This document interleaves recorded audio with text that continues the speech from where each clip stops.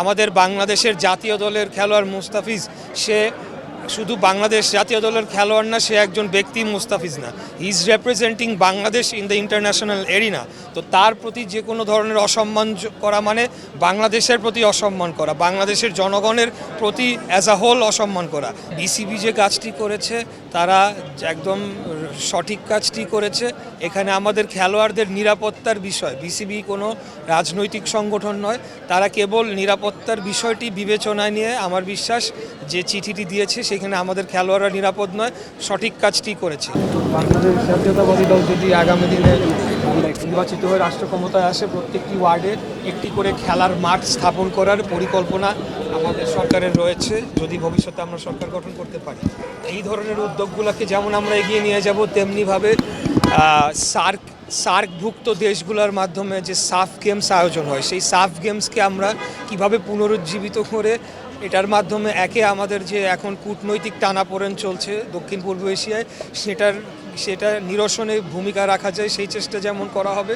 এর পাশাপাশি বাংলাদেশের জাতীয় পতাকাকে আন্তর্জাতিক যে কোনো ক্রীড়া মানদণ্ডে যাতে একটা সম্মানের সাথে দেখা হয়, আমরা যাতে সম্মানজনক জায়গায় অবস্থান করি এবং আমরা বিভিন্ন ট্রফি জিতে নিয়ে এসে দেশের মানুষকে গৌরবোজ্জ্বল একটা ক্রীড়াঙ্গন উপহার দিতে পারি, সেজন্য আমরা আমাদের রাজনীতিবিদ হিসেবে আমাদের জায়গা থেকে এবং একজন ক্রীড়া সংগঠক হিসেবে আমাদের কাজ আমরা করে যাব ইনশাল্লাহ।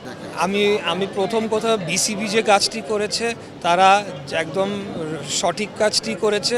এখানে আমাদের খেলোয়াড়দের নিরাপত্তার বিষয়, বিসিবি কোনো রাজনৈতিক সংগঠন নয়, তারা কেবল নিরাপত্তার বিষয়টি বিবেচনায় নিয়ে আমার বিশ্বাস যে চিঠিটি দিয়েছে সেখানে আমাদের খেলোয়াড়রা নিরাপদ নয়, সঠিক কাজটি করেছে।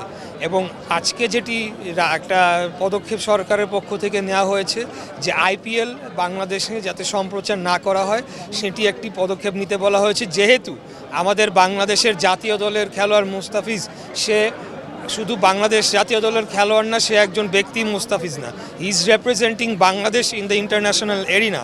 তো তার প্রতি যে কোনো ধরনের অসম্মান করা মানে বাংলাদেশের প্রতি অসম্মান করা, বাংলাদেশের জনগণের প্রতি অ্যাজ আ হোল অসম্মান করা। তাই এই আইপিএল বন্ধের যে পদক্ষেপ নেওয়া হয়েছে এটাকে আমরা সাধুবাদ জানাই।